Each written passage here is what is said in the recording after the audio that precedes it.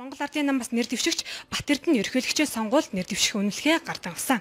Тэрээр улсын хурлын сонгуульд 3 дахь удаага сонгогдож байгаа туршлагатай улс төр шийдгийг намын нөхөд нь онцолж байсан. Нэр дэвшигч Батэрдний хувьд сонгуулийн албан ёсны сурчлагаагаа соёлын дүүргөөс ихсэн бол үүний дараагаар төрөлх нутаг Хинтээ аймаг руу хөлгийн жолоогоо залах юм байна.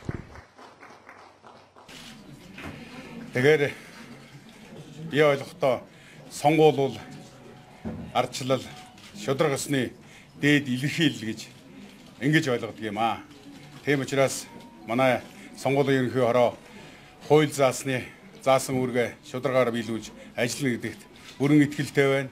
Энэ сонгуулийн хугацаанд бусад намаас нэр дэвшигчд маань шударгаар өрсөлдөж Монгол улсын нийт ард түмний эв нэгдлийг илэрхийлэгч төрийн тэргүүний сонгуул сайхан болно гэдэгт бүрэн дүүрэн итгэлтэй байна.